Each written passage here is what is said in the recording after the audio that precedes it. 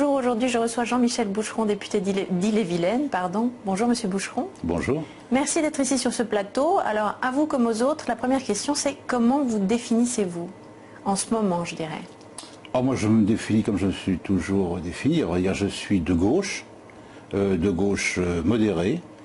Mais pas modérément de gauche, à savoir que je supporte assez mal les injustices et les privations de liberté. Donc je suis un militant.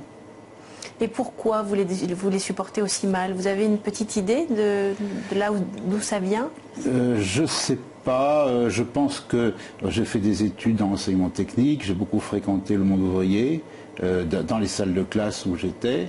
Et je trouvais épouvantable quand l'intelligence est gâchée pour des raisons d'ordre social. Je trouve ça déplorable, ou bien quand on est porté atteinte à la dignité humaine. Ce sont des choses qui me font réagir immédiatement. Par exemple, je suis très heureux aujourd'hui de voir les révolutions arabes un peu partout et tous ces gens qui aspirent à la liberté. C'est quand même formidable l'époque que nous vivons là. Oui, la beauté est là-dedans. Oui. C'est une forme de beauté d'ailleurs. Bien sûr, bien sûr, bien sûr. Alors on est loin de vos sujets de prédilection. Vous avez beaucoup travaillé sur la défense et les renseignements. Oui. Donc c'est une sorte de grand écart, on va dire. Qu'est-ce qui vous attire et vous intéresse encore dans ces sujets-là? Au début, j'étais pas du tout ouvert à ce genre de sujet, j'y connaissais rien du tout. Et en fait, j'ai été envoyé en mission par Pierre Jox qui m'a dit tu vas t'occuper de ce type de problème. Et pourquoi vous? Pourquoi il vous avait choisi vous? Pourquoi ce genre de problème? Et aujourd'hui?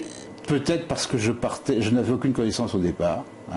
Je n'étais pas particulièrement militariste en plus. Et il a trouvé que j'avais tout à fait le profil pour attaquer ce genre de problème. Et donc, et depuis, j'ai beaucoup travaillé parce que j'étais président de la commission de la défense. Et puis maintenant, je suis aux affaires étrangères.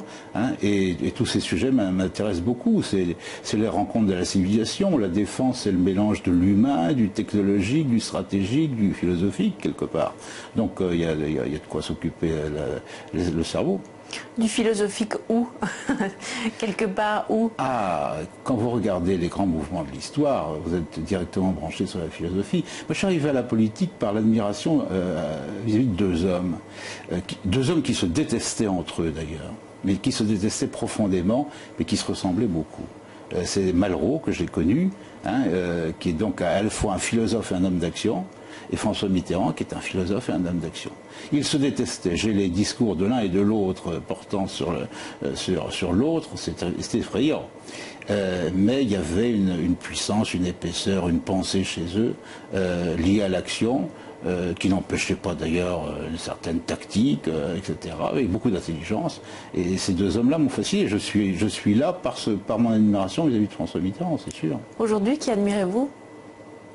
C'est le grand vide. C'est le grand vide, oui, non.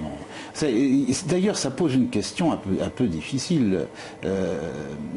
Finalement, les grands hommes, ils se fabriquent dans les guerres, c'est terrifiant. Oui. Dans les périodes de paix, ça fabrique des gestionnaires.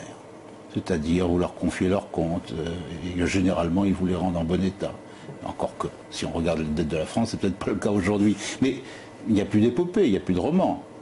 Moi, je crois que la politique est liée à l'humain, que ce soit à titre individuel ou collectif. Au courage aussi? L'humain, vous rencontrez le courage, vous rencontrez la lâcheté, vous rencontrez la nature humaine sous toutes ses formes en politique, vous rencontrez tout. Quelquefois quand vous voyez des votes bloqués dans l'hémicycle, vous dites que le courage n'était pas au rendez-vous. Donc vous rencontrez tout.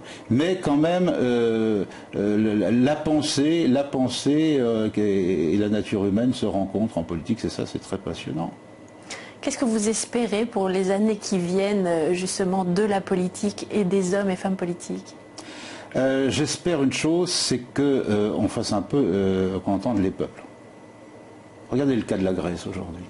Les gestionnaires disent il faut qu'ils se serrent la ceinture, il faut qu'ils diminuent leur salaire d'un tiers, il faut qu'ils vendent leurs services publics, etc. Mais ça ne va pas marcher.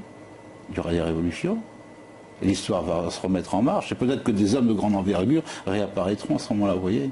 Le cercle sera bouclé. On a démarré cette émission en vous entendant dire que vous étiez modéré, vous n'êtes pas totalement modéré. Je ne suis pas un gauchiste.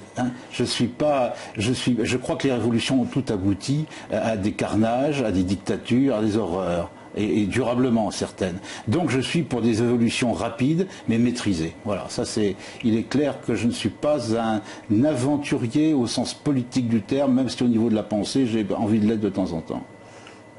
Et quelle sensation provoque ce type de révolution en vous? Ah, ben ça fait vivre. Ça fait vivre. À partir du moment où il y a un mélange d'espérance et de peur, hein, et des grands enjeux et des grands chocs, hein, ça alimente la vie, sans s'ennuyer de façon épouvantable. Eh bien, c'est ce mot de la fin que je cherchais, je l'ai eu. Je vous remercie beaucoup d'être venu vous exprimer sur ce plateau. Merci à vous de nous avoir écoutés. Vous pouvez revoir cette émission sur le site lcpan.fr, ça vous le savez, je crois. Moi, je vous dis à très bientôt. Au revoir.